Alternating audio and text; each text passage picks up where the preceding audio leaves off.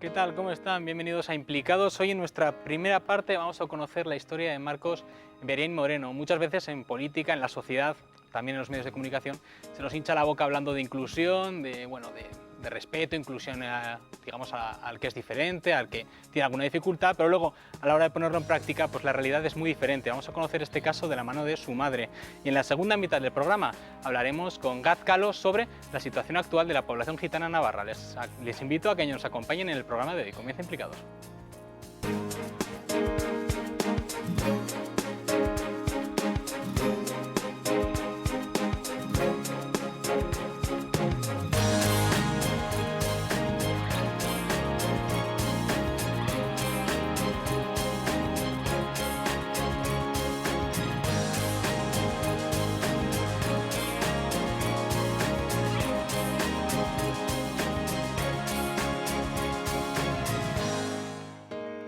Como les decía en la introducción, vamos a hablar ahora de inclusión con una historia que está pasando ahora mismo en nuestra comunidad, en Pamplona. Es la historia de Marcos Beriain Moreno. Vamos a conocerla en profundidad de la mano de su madre, Edurne Moreno. Gracias por venir Implicados, por estar aquí. Bueno, antes no he querido desvelar de qué va. Mucha gente ya sabrá un poco esta historia por medios de comunicación, Diario de Navarra, de Noticias, diferentes medios que han hablado de este caso. Yo te quiero preguntar, ¿quién es Marcos Beriain? Bueno, pues Marcos Beriain es un niño de 12 años, un niño al uso, o sea, como otro cualquiera. La única diferencia que tiene con los demás es que nació con un cromosoma de más, es un niño con síndrome de Down, pero hace una vida absolutamente normal. ¿Qué le puede caracterizar a Marcos, además de que tiene síndrome de Down? Es que es una persona súper abierta, muy amigo de sus amigos, es muy familiar, no es nada cariñoso, que es uno de los apelativos que siempre cuando hablas del síndrome de Down te dicen es que son súper cariñosos. Bueno, pues Marcos no lo es. Y es él, es un personaje, es un auténtico personaje porque con 12 años y desde muy chiquitín tiene un carácter muy fuerte, tiene las cosas muy claras y tiene muchísimo amor propio. Y eso le ha permitido llegar hasta donde está ahora. Con 12 años ha conseguido retos, bajo mi punto de vista y bajo el punto de vista de otra mucha gente, que en principio eran impensables y él los ha conseguido. Unas veces solo y otras veces de la mano de sus padres, sus amigos, profesionales. Por lo que comentas, pues la vida de un chaval normal de 12 años que está estudiando en Nuestra Señora del Huerto, primaria, ¿Sí? Y que ahora cuando pasa secundaria se encuentra con un problema. Pues se encuentra con un problema porque yo entiendo que Marcos debería de seguir con su ritmo normal, porque no deja de ser un niño normal. Y el problema que nos encontramos es que el Departamento de Educación considera que lo tiene que sacar del centro para ubicarlo en otro centro que dispone de una UCE. Una UCE es un aula especial que se crea para personas con discapacidad intelectual. Y entonces el problema que nosotros nos encontramos es que queremos que el crío continúe en el centro, en el huerto. El colegio está dispuesto y quiere quedarse con el crío porque no quiere desprenderse de él. Y Educación nos dice que no puede implantar una UCE en el huerto para un crío y entonces que habiendo otras plazas en otras UCEs que las tiene que rellenar. Es decir, él de toda la vida sí, lleva en el huerto, con todos sus amigos, todos los profesores, amigos, la vida hecha normal, y de repente se encuentra, oye, que no hay un aula especial, que te tenemos que mover de colegio, y tampoco se le pregunta, yo creo, al chaval ni qué le parece, ni se interesa, no sé si se interesa en realidad por la situación en sí. Es decir, tenemos esta situación y el colegio está dispuesto a poner un aula especial. Un aula especial exactamente, pues parece porque es un gran problema. Entonces, ¿qué tiene? ¿En qué consta un aula especial? El aula, lo que se pretende con las UCEs es, en secundaria el material es mucho más complicado que en primaria, o sea, nosotros somos conscientes de ello.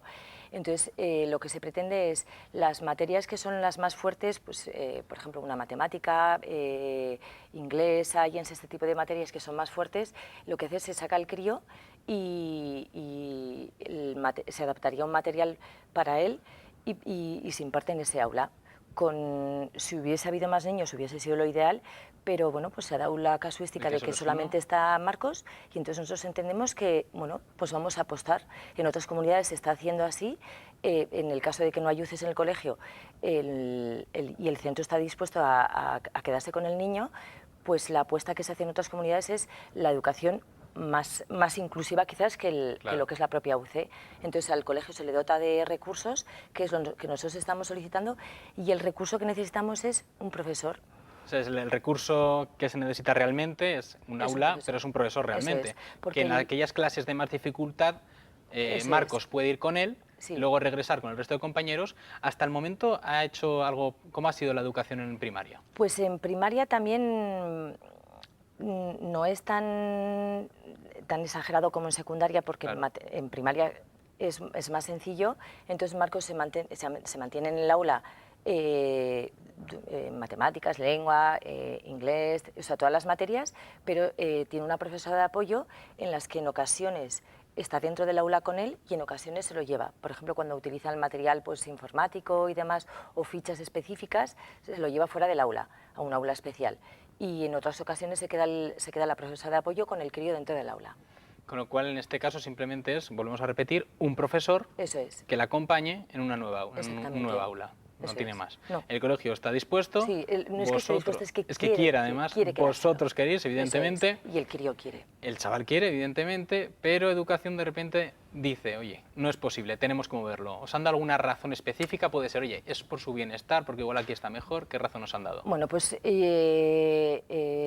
no digo que educación no se plantee el bienestar de Marcos, muchísimo menos, pero yo llevo desde mayo del año pasado intentando que alguien de educación o del CRENA se persone en el colegio y que conozca a Marcos, porque yo en todo momento lo que les decía es que si conociesen a Marcos, muchas de las dudas que ellos podrían plantearse, Marcos se las iba a quitar. Es decir, si conociesen la realidad de Marcos, cómo se desenvuelve en el colegio con sus compañeros, cuál es el trabajo que se está realizando con él y cómo se está realizando, ese interés por sacarlo del colegio y llevarlo a otro centro es que se disiparía. Y en un año no lo he conseguido. Yo muchas veces pienso que poco poder de seducción tengo, que no he conseguido durante un año y después de llamar a todas las puertas de este mundo, conseguir que vayan a conocer a mi hijo. Entonces, me parece curioso que en todo momento nos digan que lo más importante es el interés del crío, pero que nadie lo conoce y nadie conoce cuál es su realidad. Simplemente hay un movimiento de ficha. En este centro hay plazas suficientes, bueno, pues movemos a Marcos a este centro y ya tenemos un problema resuelto. Se convierte en un número más que, digamos, una persona, ¿no? Efectivamente. Entonces, yo lo que intento explicarles es que hemos parcheado un tema, que es hemos llenado una plaza, pero tenemos un problema gordo. Entonces, no es que sea el problema de Marcos, es que es el problema de la sociedad. O sea, la sociedad a día de hoy tiene un problema con la discapacidad. A mí en todo momento se me ha dicho que Marcos es igual y yo es el mensaje que le he vendido a mi hijo y a su hermana y al resto de compañeros. Y ahora de repente, a los 12 años, decidimos que no, que ya Marcos no es igual. Y entonces, ¿con qué cara le miro yo a mi hijo, a su hermana, a los compañeros? Porque ¿Qué lección tendrán aquí los compañeros de, oye, este chaval, Marcos, es un amigo más como nosotros? Y ya deja de además, ser. Que se ha integrado de una manera y se ha incluido de una manera pues muy natural, que es desde la infancia, que es como se debe hacer, de repente ya no lo es. Exactamente, y lo perdemos.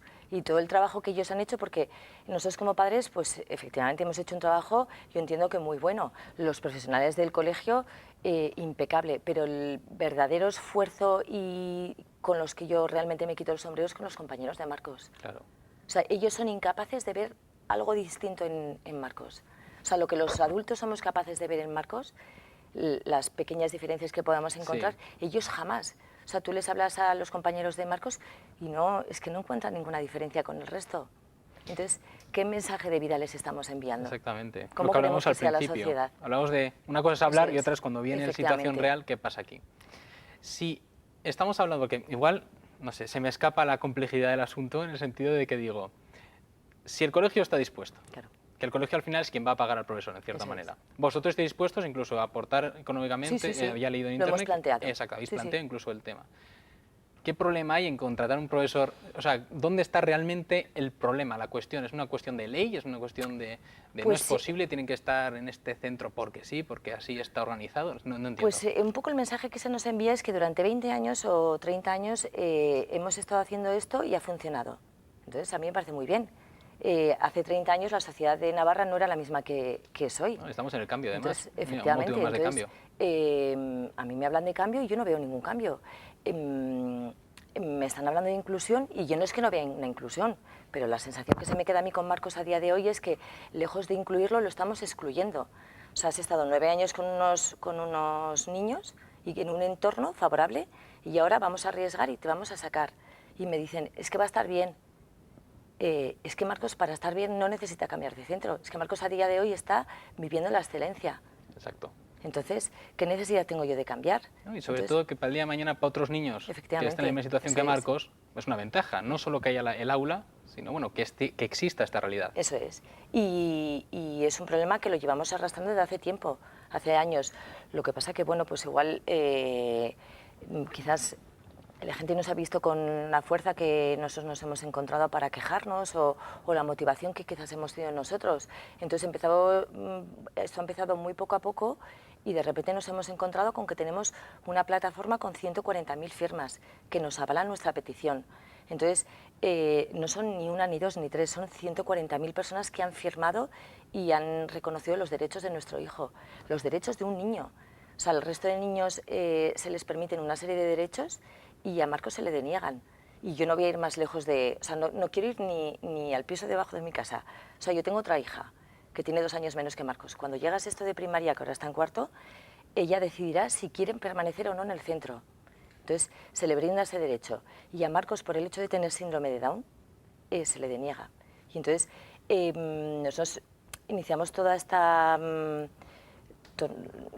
movida, vaya, sí, esta acción. porque nos lo ha pedido él. O sea, es curioso que una persona con discapacidad intelectual con 12 años, una noche me planteé, mamá, ¿cuándo me cambian de centro? ¿En diciembre? Le dije, no, en septiembre, Marcos, cuando volvamos de las vacaciones te cambian.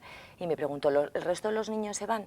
De mis compañeros, le dije, pues no, Marcos, eres tú el único que se tiene que marchar, porque no quiero mentirle, porque además es cierto. ¿Y cómo entonces, se lo tomó? Pues la frase que a mí más me ha dolido en este mundo. Me preguntó a ver si le cambiaban de centro porque era tonto y no sabía pensar. Entonces, le dije que para nada, que los tontos éramos los demás. O sea, él no tenía ni una pizca de tonto. Y entonces, a continuación, ya se durmió, era la noche. Y fui con mi marido, con Carlos, y le dije, Carlos, algo estamos haciendo mal. O nos hemos creído que teníamos un hijo que realmente era como los demás y no lo es. O sea, nos han vendido una moto que encima nos la hemos creído o algo se está haciendo mal por parte de la administración y de las instituciones. Entonces es un problema que tenemos muy, muy gordo y la administración lo tiene que entender como que es un problema que tiene y un problema muy, muy, muy importante, porque en la situación de Marcos se encuentran muchos niños. Ayer, de hecho, sin ir más lejos, estuve con la madre de una niña también con síndrome de Down, que hace 3 años la tuvieron que cambiar en la misma situación que Marcos. Y la cambiaron de centro y entonces su madre me decía que el primer año fue catastrófico. O sea, cierto es que la cría quizás es un poco más tímida que Marcos, pero me da lo mismo. O sea, claro. Pasó un año horroroso. Entonces, después de 3 años, está bien, claro que está bien, ¿qué remedio le queda? O sea, se ha adaptado al centro y el centro ha puesto todo de su parte, pero es que ella no quería estar allí, es que ella quería continuar con su vida y con sus compañeros. A través de esta acción, que habéis 144.000 firmas, bueno, una gran repercusión, ¿habréis conocido otros casos en España similares? Sí. Nosotros hemos estado en todo momento en contacto con Fundación Down España y entonces el gerente nos decía que le parecía increíble que en Navarra, que en principio somos punteros en cantidad de cosas y en principio en educación, presumimos de que somos punteros, que se echaba las manos a la cabeza cómo era posible que el Departamento de Educación del Gobierno de Navarra estuviese denegando a un ciudadano de Navarra el derecho a permanecer en un centro que responde, y ya no que responda, sino que está abriendo las puertas a la discapacidad, que no es lo habitual, porque normalmente, como todo el mundo en nuestro trabajo, es más sencillo trabajar cuando es todo sencillo y fácil que no cuando te encuentras con problemas. Entonces yo entiendo que para los profesores encontrarse con un niño con una discapacidad intelectual a priori es complicado y tienes que hacer mucho más esfuerzo que con el resto de alumnos. Entonces cuando un centro te ofrece la posibilidad, insiste muchísimo en que se lo quiere quedar y que no lo quiere dejar marchar. O sea, el gerente de Down España me decía, no lo puedo entender, Edurne. O sea, que ellos han tenido en otras comunidades batallas, pero que la batalla importante y más fuerte que han tenido que lidiar es precisamente el colegio. Y me decía, tú tienes el 90% del camino hecho y te vas a ahogar llegando a la orilla. y es muy triste. Bueno, en esa orilla está educación, ¿os habéis Sí. estado reuniendo con ellos Sí. últimamente? ¿Cómo va un poco el asunto? La semana pasada estuvimos con el consejero y al cual agradezco que nos atendiese porque además lo hizo muy rápido. Nosotros hicimos la solicitud un jueves y creo que para el miércoles ya nos estaba atendiendo. Y entonces, bueno, pues ellos, el argumento que nos dan es que crear una UCE para una sola persona, pues que no llega a ser del todo rentable y que ellos consideran que es mejor que Marcos esté en otro centro con más chicos como él. Pero Marcos ya está con chicos como él. Claro. Es que vamos a tener que matizar, vamos a ver, ¿Marcos es distinto? Porque tú llevas 12 años diciéndome que Marcos es igual. O sea, ¿jugamos en primera división, como me venís diciendo hasta ahora, o jugamos en segunda división? Claro. ¿Somos ciudadanos de primera o somos ciudadanos de segunda? Entonces... Y que luego es una inversión también para futuros chavales. Claro. Y que no siempre estos casos son tan fáciles de detectar, creo yo, pues igual con alguien con síndrome de Down que enseguida se le nota. Pues en Eso el rostro es, lleva el se carnet de ve. identidad en la cara. O sea, por la calle nadie deja de darse cuenta de que Marcos tiene síndrome de Down. En cambio, hay otro tipo de discapacidades intelectuales que yo digo están escondidas, pues porque no se ven, sí. pero las hay. Y además son muy difíciles de diagnosticar a simple vista. Y entonces en todos los colegios hay ese tipo de niños que no sabemos catalogarlos. En el huerto hay este tipo de niños, hay más niños con síndrome de Down. O sea, la cantera que nosotros tenemos para jugar en esta primera división es importante. Y sobre todo que es que el entrenador que viene a ser el colegio es que te lo está pidiendo. O sea, y te lo está pidiendo a gritos. O sea, por favor, no te lleves a y estos ese dato niños. que has dicho, que hay más chavales con síndrome de Down en el colegio. Sí. Cuando lleguen acá en primaria se verán en la misma, pero vamos a prevenir desde ahora. Eso es. ¿Cuánto cuesta un aula de estas? Pues el sueldo de un profesor. El sueldo de un profesor, se le paga al profesor. Sí. Vale, vale. Sí, porque la inversión fuerte la hace el colegio. Sí. O sea, el preparar el aula, el material, de esto se hace cargo el colegio. Entonces, el Gobierno de Navarra lo que tendría en lo que tendría que invertir sería en un profesor. Con lo cual estamos generando puestos de empleo también. Sí, todos son ventajas al final. Efectivamente. ¿Veis, por lo que habéis hablado con educación hasta ahora, y ya que llegamos a junio y la incorporación a otro colegio tendría que ser en septiembre, veis que puede haber una solución favorable? A mí me gustaría que fuese favorable. Sí. Yo soy positiva y quiero pensar que el Gobierno de Navarra se lo va a replantear. Nosotros, tanto ayer como antes de ayer, estuvimos, mi marido y yo, junto con la madre de otra niña con síndrome de Down, hemos estado en el Parlamento y hemos hablado con todos los grupos parlamentarios, que ha sido una maravilla hablar con ellos uno por uno. En ningún momento nos han cerrado la puerta, todo lo contrario, y nos han atendido de cine. Y es más, nos han entendido perfectamente. O sea, ellos, o al menos el mensaje que nos han enviado es que no podían entender que estuviese sucediendo esto a día de hoy en Navarra. Que llevásemos 20 años aplicando un mismo sistema educativo y que no hubiese habido ningún cambio. Y que lejos de que no haya ningún cambio es que no tenemos intenciones de cambiar. Y luego otro dato súper importante es que yo llevo desde mayo intentando que el Gobierno de Navarra, alguien de educación, venga a conocer a Marcos o de Crena. Sí. Y entonces ellos me dicen que no es necesario venir a conocer a Marcos porque ya disponemos, o sea, el orientador del centro ha emitido un informe diagnóstico sobre Marcos, entonces ese es vinculante para decidir si Marcos continúa o se va del centro. Entonces, en ese informe diagnóstico se dice claramente que el hecho de que Marcos salga del colegio va a suponer un descalabro tanto para él como para la familia.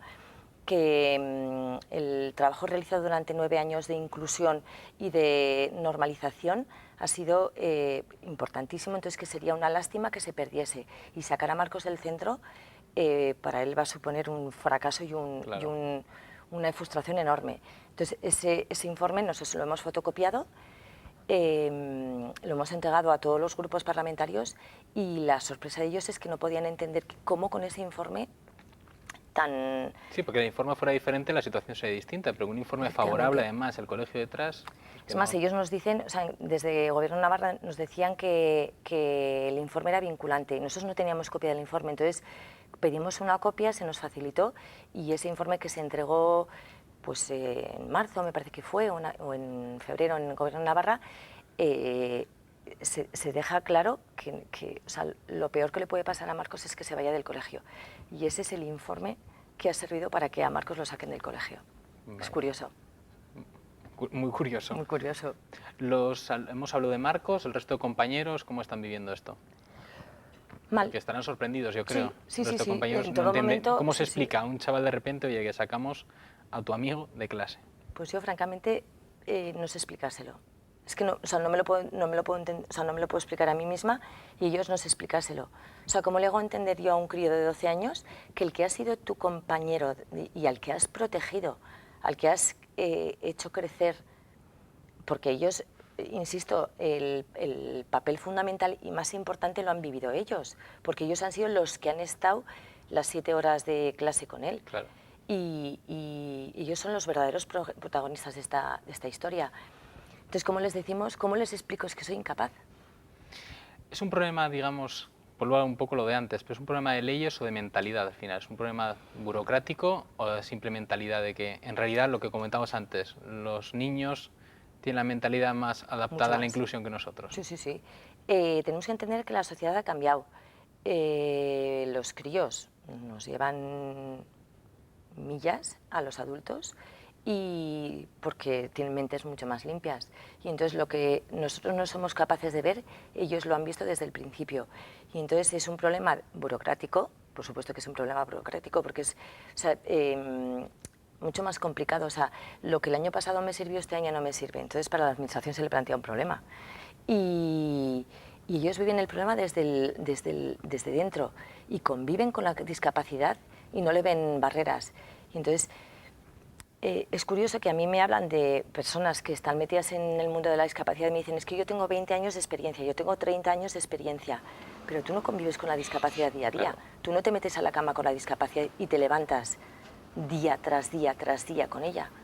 Tú vives la discapacidad desde un despacho. Y me pueden decir, no, yo he trabajado con niños con síndrome de Down, tuve una niña con síndrome de Down durante 4 años o 5. Ya, pero es que Marcos no es igual a Laura, ni a Jaime, ni a Gorka, ¿no? O sea, cada uno tiene su físico y sus peculiaridades, efectivamente. Entonces, incluso a mí me molesta como madre que me digan que mi hijo, por tener síndrome de Down, es igual que el de enfrente, que no, que tiene su nombre y su apellido y tiene su... Y gracias a Dios son diferentes. Y entonces lo que les ha servido con Marcos, probablemente con Gorka, por ejemplo, no les va a servir. ¿Cómo se puede colaborar con esta campaña? Change.org. Sí, con change.org y... Ponemos el nombre de Marcos Beriain Moreno y sale enseguida. Eso es. Y ¿Firmas? Con las firmas, que lo que decíamos, llevamos 144.000 creo que son. Y bueno, pues dándole una pensada. ¿Y quién es quien más os ha apoyado en todo esto? Sobre todo el colegio ha estado de la mano nuestra en todo momento, siempre. O sea, desde el primer día que yo fui a visitar al colegio, o sea, me costó mucho decidirme a entrar al huerto, porque visité varios colegios, a mí me suele gustar pisar sobre seguro. Sí. Y entonces visité un montón de colegios y el que me convenció fue el huerto. Y entonces me convenció sobre todo porque el día que hablé con la orientadora, me dejó muy claro que quería que Marcos se quedase con ellos y que iba a hacer todo lo que estuviese en sus manos porque Marcos estuviese con ellos. Y entonces aquello me dio una razón convincente para que Marcos estuviese con ellos. Y pues una pena que no tengan suficiente autonomía los centros como poder gestionar ellos mismos como quieren o no educar a los propios alumnos. Y los padres. Y los padres, exactamente. ¿Qué poder de decisión tengo yo? O sea, yo tengo un hijo, perdón, con el que no tengo poder de decisión. O sea, yo quiero que mi hijo continúe en ese colegio. Porque no es que no tenga plaza, es que Marcos tiene plaza y tiene su hueco. Y vosotros como padres queréis ese tipo de educación, además, es que ¿por qué no podéis? Claro, exactamente. Es un poco esa... Sí. El bucle que siempre, por este motivo o por otro, siempre estamos discutiendo. Y no es que yo me haya empecinado con 3 años en matricularlo en un centro en el que hay un cupo de plazas y yo me he quedado fuera. Claro. Ha habido un sorteo y me he quedado fuera, no. Es que Marcos está dentro y me lo sacas. Con razón, ¿a qué se debe? Edurne, te quiero agradecer mucho el que hayas estado aquí en Implicados contándonos esta historia, porque sí que es un tema que hemos hablado mucho aquí en diferentes tertulias sobre la inclusión, pero se ha hablado sobre la teoría. Sí. Y sobre se debería, no se debería hacer, habría que hacer esto, hay proyectos, pero otra cosa es cuando está puesto en práctica de una manera silenciosa además, porque son muchos años que nadie se entera de que en el huerto, por poner un ejemplo de un colegio, se está haciendo este tipo de inclusión y que solo sale, digamos, en medios pues cuando, por desgracia, hay un problema y no solo un problema, sino que se denuncia. Los padres toman la decisión de denunciar, porque muchos no tomarán la decisión y bueno, pues vosotros sí que en este caso habéis dicho, oye, esto hay que cambiar. Mucha suerte, esperamos que al final Educación os facilite esa aula especial. Mira, la compañera que ha venido estos días con nosotros al Parlamento, ella dice que no hace falta suerte, hace falta justicia. Exacto. Y es muy cierto. Sí, en este caso hace falta justicia. Pues ojalá se haga realidad esa justicia y se imparta, de verdad. Gracias. Bueno, gracias, Edurne. Muchas gracias. Y ahora pasamos a publicidad unos minutos y a la vuelta volvemos con los miembros de Gazkalo.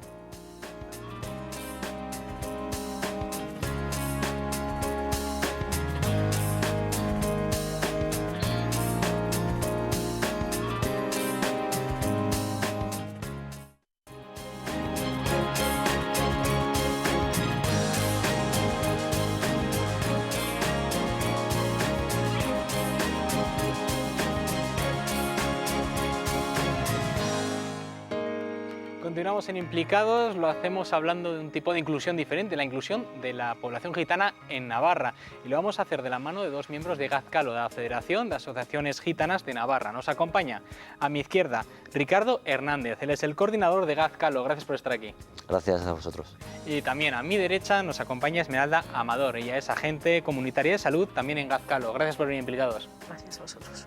Bueno, vamos a hablar de inclusión, vamos a hablar de la situación de la población gitana en Navarra. Yo quería preguntaros, ¿cómo percibís este tema? ¿Cómo percibís vosotros desde la Federación la inclusión a día de hoy, a 2016, de este sector, de la población gitana aquí en Navarra? Bueno, pues podríamos decir que progresa adecuadamente, es decir, que vamos despacito, vamos dando pasos, pero todavía queda mucho camino por recorrer. Esto no es una cuestión solo que nos afecta a la comunidad gitana, sino que los pasos que demos la comunidad gitana tienen que hacerse con el conjunto de la sociedad. Por eso es importante que lo hagamos entre todos. Eso me gusta, no es solo una cuestión, porque mucha gente muchas veces se plantea desde, se tienen que integrar y tenemos mutuamente que hacer esa integración o esa inclusión. Por supuesto, esto de verdad, es verdad, como se ponga solo la mirada en un grupo de personas o en un sector de la población, es que esto no funciona así, esto funciona que lo tenemos que hacer entre todos y entre todas, ¿no? Y por eso todas las políticas que se articulan dicen eso, cualquier estrategia de inclusión social para la población gitana, cualquier plan de inclusión viene a decir eso, y además es sentido común. Sobre esta inclusión queremos también hoy en nuestro programa pues tener también esas respuestas, esa opinión de la gente en la calle. Hemos salido a la Plaza del Castillo, como casi todas las semanas, y hemos ido a preguntar a la gente ¿cómo ve usted la inclusión de la población gitana en Navarra?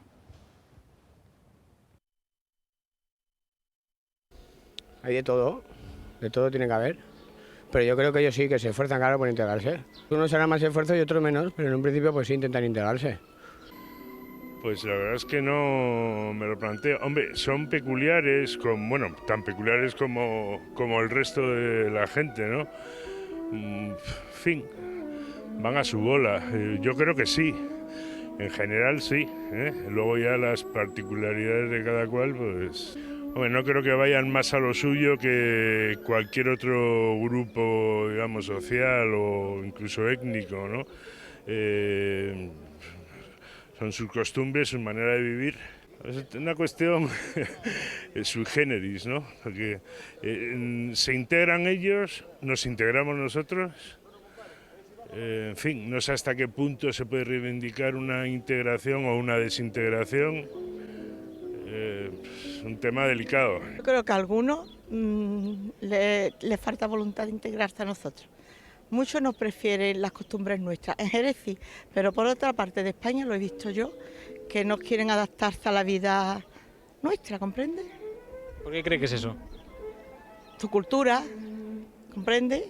Su cultura, tienen otra mentalidad para la iglesia, tú me comprendes, tienen otras costumbres y le cuesta más trabajo de integrarse. Nosotros estamos integrados, ¿no? Lo que vemos ellos, que le cuestan trabajo a ellos, comprende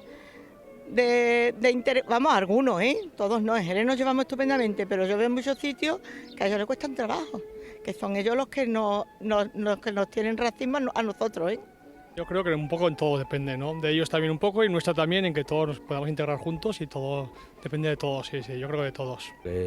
Claro, porque son mal vistos, ¿no? En algunas personas hay buenos y malos, pero mayormente los gitanos se les considera como que son mal vistos.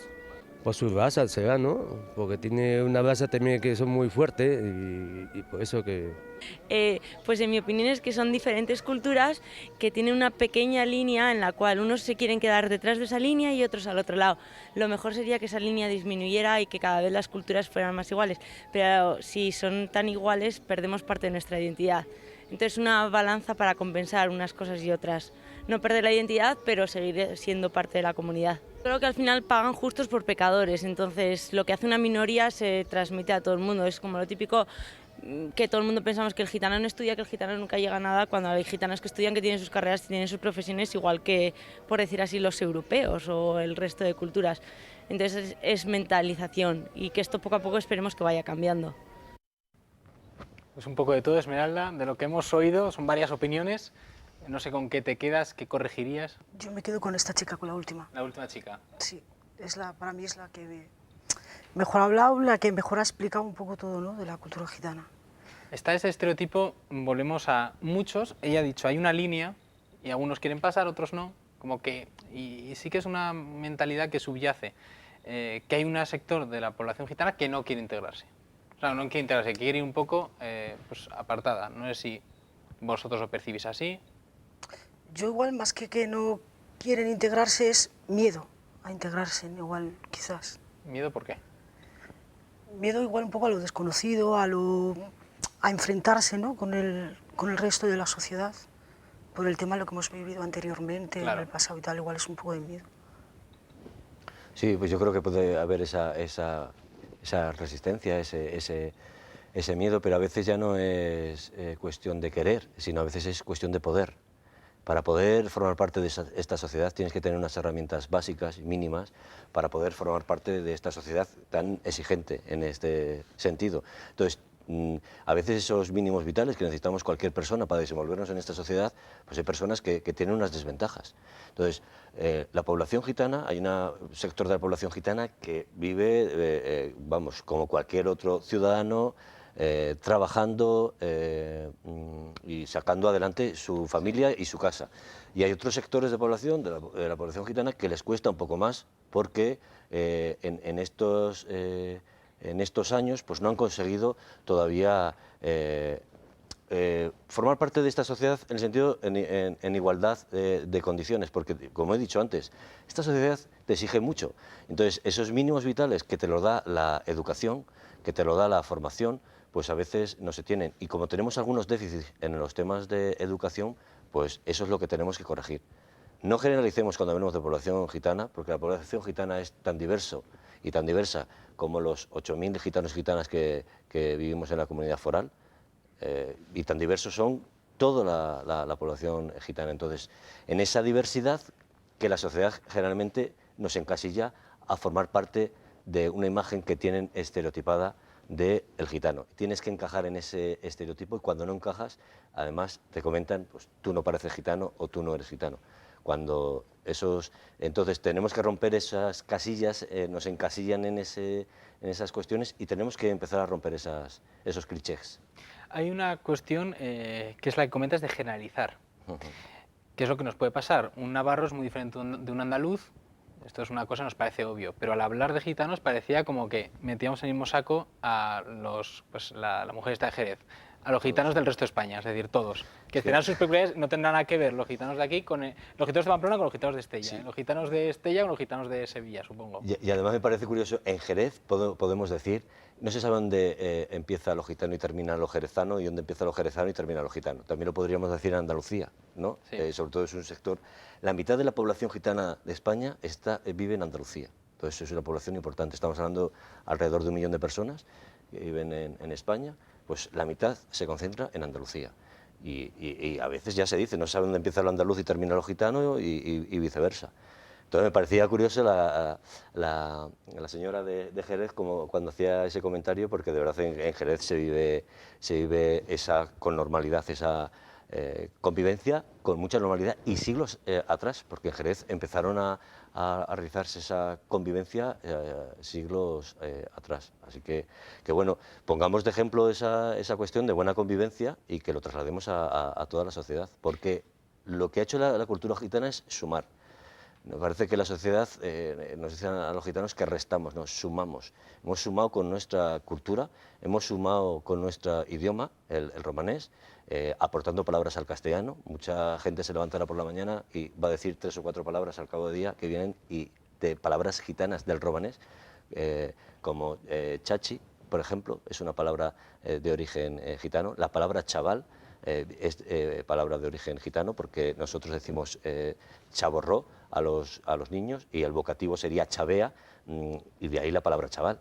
Entonces vas a decir varias palabras al cabo del día, pinrel, por ejemplo, algunas partes del cuerpo para decir a los pies, son palabras gitanas. Eso la gente no lo sabe, son aportaciones que hemos hecho en la comunidad gitana después de llevar más de 5 siglos aquí conviviendo, ¿no?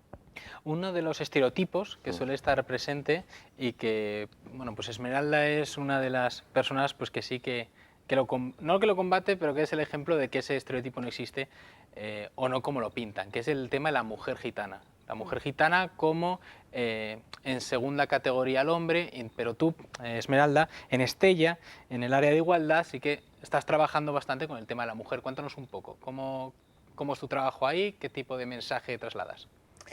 Yo lo que estoy trabajando con el área de la igualdad, he participado en el... Sí, en los cortos audiovisuales, en los cortos, ¿no? he estado participando en hacer unos cortos y tal. Sí. Y bien, yo allí me he visto muy bien acogida y tal. Lo que sí yo me estoy proponiendo es visibilizar a la mujer gitana y romper esos estereotipos y prejuicios que la sociedad tiene de la mujer gitana. Y sí que estoy trabajando ahí bastante. Se trabaja para romper ese tipo de clichés que existen sobre la mujer gitana. ¿Cuáles serían los principales que vosotros detectáis? Sobre la mujer gitana, bueno, yo creo que la mujer gitana se tiene una imagen del pueblo gitano, una imagen machista. Sí. Y la verdad, pues tenemos que reconocer que el machismo existe, pero el machismo existe y está presente en toda la sociedad. Lo que no admitimos, la comunidad gitana, el pueblo gitano no admite que a nosotros se nos utilice de chivo expiatorio, que el pueblo gitano es más machista que la sociedad en su conjunto. Vivimos en una sociedad machista, vivimos en un mundo machista, donde todos tenemos que contribuir a romper esas barreras que crean el machismo. Y todos juntos, y hoy en día, prueba de ello también, Esmeralda también, que está hoy aquí presente y te podrá comentar alguna cuestión más. Es verdad que cuando vienes a televisión pues cuesta un poco comentar estas cosas, pero es un ejemplo, además muy cercano. Esmeralda Amador, por ejemplo, ella está separada, ha sacado 2 niños adelante, ella se ha formado, ella ha trabajado además como agente comunitaria, realizando labores de mediación y ahora recientemente está acabando integración social, donde se ha formado con otros compañeros y sigue formando. Pues eso es el claro ejemplo del que pues, las cosas están cambiando, ¿no? Hablando de lo que comentamos antes, de que la integración y la inclusión es cosa de las dos partes, ¿no? Siempre pues, de todo el conjunto de la sociedad. Quizás el resto de la sociedad, lo que no es, digamos, población gitana, por poner un ejemplo, bueno, no, en nuestro lenguaje incluso, no existe esa inclusión que debería existir. Vamos a poner un ejemplo que es un vídeo en el cual se trabaja, se pone de ejemplo la descripción que hace la Real Academia Española sobre la palabra gitano. Y ahí quizá podemos ver cómo nosotros, sin darnos cuenta, pues sí que la sociedad española en su conjunto no ha trabajado mucho por la inclusión a este respecto. Hola, soy Samara. Soy Lolita. Me llamo Rosa. Tengo 8 años y lo que más me gusta es jugar con mis amigas, a papás y a mamás. Me gusta irme de vacaciones y si tuviera un barco me iría de viaje. A Hawái. A Miami. Lo que más me gusta es tomar helado. Pintarme las uñas. Me gustaría estudiar Derecho. Matemáticas, lengua, de todo. Y que me hagan puesto para arriba. Me gustaría que ahora cogieras el diccionario y buscaras la palabra gitano. Diego, lo que pisa. ¿Con qué se escribe gitano? A ver, espera. Gitano. Gitano. Dicho de una persona de un pueblo. Originario de la India. De egipciano, porque se creyó que procedían de Egipto. 5. Trapacero. Trapacero. ¿Sabes lo que quiere decir trapacero? No. Pues no. No. ¿Puedes buscarla, por favor? Trapacero. Trapacero, trapacera. Que emplea trapazas que con astucia, falsedades y mentiras Procura engañar a alguien de un asunto. Los gitanos no hacemos eso, porque también otras personas pueden hacer eso. No me gusta que digan esto en el diccionario.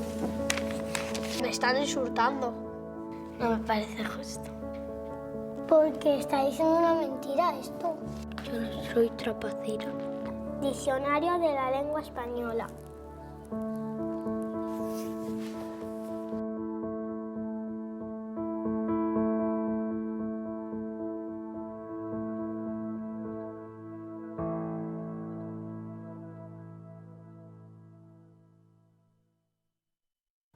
Bueno, pues vemos que no solo estereotipos, sino también cuestiones cotidianas, como podemos ver en la definición del diccionario. Respecto a la actividad que hacéis vosotros, que será muy diferente la población gitana, digamos, de una ciudad a de una localidad más pequeña, pueblo como es Estella. Quiero ver un poco, empiezo contigo, Esmeralda, ¿qué tipo de trabajo haces en Estella desde Gazcalo, como miembro de Gazcalo, qué tipo de acciones hacéis ahí? Yo trabajo mucho en el barrio de la Merced, que es un barrio que está a las afueras de Estella. Está así un poco apartado y tal, y ahí es donde se congregan casi todos los gitanos que viven en Estella. Igual sí que noto diferencia entre los gitanos de Estella y los gitanos del barrio de la Merced. No sé si es porque igual ellos han integrado más al estar ahí en Estella que los del barrio de la Merced, porque estamos más apartados, estamos como unos 2 kilómetros o así. Entonces sí que noto diferencia. De hecho yo trabajo mucho con la mujer gitana y hago talleres. Las mujeres de Estella no suelen venir de lo que es la ciudad. No que es la ciudad de Estella, sino con las de la localidad de la Merced. Con las del barrio de la Merced, con ellas sí que he estado trabajando, haciendo talleres de alimentación, de ejercicio, de habilidades sociales, parentalidad positiva. Todas estas cosas sí que se están trabajando con ellas y participan. Lo trabajáis además desde dentro. Sí, o sea, como gitana, mujer gitana, trabajas desde dentro, digamos, ese trabajo con la mujer no es una asociación externa que va, sino que desde el mismo barrio y la misma población. Sí, y los talleres se hacen en la asociación Kerkali, que está allí la sede de ella, y también los hago a través de mi trabajo, que soy agente comunitaria de salud, y a través de ellos también. Pues yo ahí estoy en plena formación también, un día a la semana, unas veces son los lunes, otras veces los viernes, tenemos formación. Y de ahí es que a través de esa formación yo lo que hago es llevarlo un poco a la población gitana, ¿no? Darle un poco forma que ellas lo puedan entender y a partir de ahí dar esos talleres. Hablamos en tu caso de esa población que es Estella, además un barrio, pero bueno, poblaciones más grandes, la ciudad. ¿Qué diferencias podemos establecer entre, porque hemos comentado que no podemos generalizar en cuanto a población gitana, entre digamos los gitanos en una ciudad como sea Pamplona, o una ciudad más grande, y una localidad rural? Si ponemos de ejemplo estudios que se han hecho recientes, como el Ciparais, en Navarra, hablando de la población en general, la persona que vive en Pamplona y comarca tiene más oportunidades de la que vive en la ribera, por ejemplo, y en la zona rural. Y esas desigualdades está pasando hoy aquí en Navarra, en una Navarra próspera comparándonos con otras comunidades autónomas, como puede ser Andalucía o Extremadura, por poner unos ejemplos, pero que en una Navarra, en esta comunidad foral, que haya esas desigualdades, pues también nos afecta a la comunidad gitana de Navarra. Si hay diferencias entre la población en general, al final los gitanos somos reflejo de lo que es la sociedad. Y tú haces una radiografía de la sociedad y nosotros somos reflejo de esa sociedad, quizás que lo que tendríamos que hablar con menos oportunidades, ¿no? Porque cuando esta sociedad se desarrolló hace 40 años, estamos hablando, cuando vino a este país la democracia, pues fue un boom de la sociedad y quizás la población gitana se fue quedando. En ese momento estamos todos parejos, pero la sociedad despegó y la comunidad gitana se quedó un poco ahí algunas generaciones. Pero generación tras generación intentamos darle la vuelta. Hemos hablado antes no solo de prejuicios, sino que en cuestiones como el lenguaje, también de una manera indirecta, ya se está metiendo, digamos, bueno, pues un prejuicio sobre los gitanos, en este caso trapacero. Desde vuestro punto de vista, desde Gazcalo, los medios de comunicación, ¿cómo trabajan el tema de los gitanos?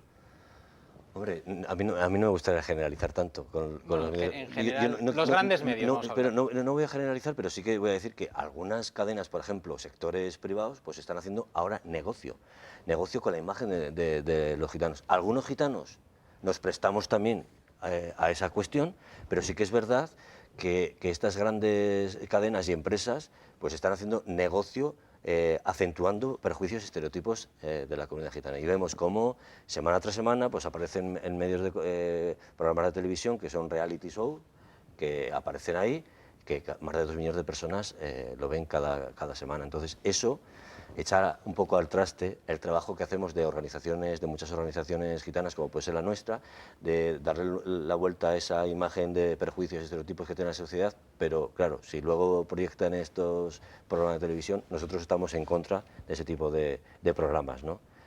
Igual que están otros sectores de población, y nosotros estaremos en contra porque perpetúan... Se está dando una imagen... Sí, y perpetúan sobre todo la imagen... El cliché del gitano, eso y así no le podremos dar... será mucho más difícil darle la vuelta, ¿no? Aquí en concreto, para analizaros un poco, aquí en Navarra, en Pamplona, ¿cuál es, digamos, la queja pues, que os llega a la asociación de gitanos que se han sentido discriminados? ¿Cuál sería la mayor queja, la más frecuente? Claro, pues por ejemplo, una de las cuestiones que suele pasar en algunas localidades es el tema de los alquileres de algunas viviendas. Por ejemplo, cuando ves un alquiler de una vivienda, puede ser en internet o en un periódico, o ves un letrero, cuando llaman parece que el piso lo alquilan, y cuando se presentan ahí y les ven algunos gitanos, y sobre todo algunos que parecen gitanos, porque claro, como parezcas más gitano dentro de los estereotipos que tienen la sociedad, pues te dicen, no, ya está alquilada o ya lo acabo de alquilar. Entonces eso es lo que se encuentra. Por ejemplo, el acceso a la vivienda libre es muy complicado. Y en igualdad de condiciones también en el tema del empleo, de hacer un empleo, pues también en las mismas... esa cuestión, al igual de formación de cualquier otro ciudadano, pues si vuelves a entrar en esa imagen estereotipada del gitano, pues no te darán esa oportunidad, ¿no? De trabajar también, ¿no? Entonces, pues en la vivienda, como he dicho, en el empleo, y bueno, y los datos que tenemos, porque tenemos también datos estadísticos que seguimos siendo, y eso...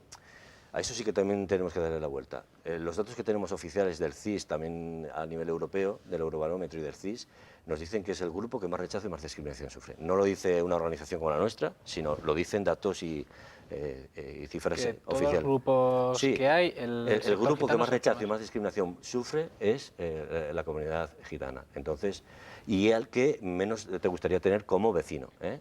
Entonces, a eso le tenemos que dar la vuelta todos, porque lo que hace eso es que se perpetúan esos prejuicios y estereotipos que siguen teniendo. Pero yo también quiero lanzar la esperanza, porque vemos que paso a paso se va dando la vuelta, y la sociedad, hemos visto antes ciudadanos que expresan sus opiniones desde sus sentimientos y desde su forma de entender la vida, y bueno, yo creo que cada vez la sociedad va entendiendo más a la comunidad gitana y al pueblo gitano, y yo creo que llegará el momento en el que la sociedad entienda que y dé el estatus que se merece el pueblo gitano, ¿no? Su cultura, que la cultura gitana no nos pertenece solo a los gitanos, sino es patrimonio de toda la ciudadanía. Y hablando de cultura, quiero, antes de despedirnos, que me des ese pequeño aviso, esa invitación a todos los que nos estén viendo del festival que va a tener lugar en Pues justamente, además quería enlazarlo... Brevemente, que tenemos que despedir. Muy breve, lo quería enlazar con eso, porque el flamenco desde el 2010, declarado Patrimonio de la Humanidad, Patrimonio Inmaterial de la Humanidad. Llevamos 2 ediciones con Flamenco on Fire. Flamenco on Fire. No se lo pueden perder. Es un festival que, aparte del pedazo de cartel que traen a Pamplona, Pamplona se ha puesto en un punto de referencia con el flamenco, y es del 24 al 28 de agosto tendremos otra vez un maravilloso festival, tercera edición, en honor a Sabicas, un gitano navarro universal por excelencia, que nos fijemos en Sabicas, en su legado. Gracias a él hemos creado este festival en el que Gazcalo colabora, y que cada año, además, este festival está abierto a toda la sociedad y vemos que no podemos catalogar a nadie de los que vienen cada día a los espectáculos. Hombres, mujeres, jóvenes, mayores, de todas las tendencias sociales. Nos quedamos con esa invitación, Ricardo. Mil gracias, Ricardo Esmeralda, gracias por haber estado aquí en Implicados, por venir, por hablar de este tema y sobre todo también como lo habéis hecho. Muchas gracias. Gracias. Y a todos ustedes, pues les esperamos la semana que viene con nuevos temas. Pasen una feliz semana.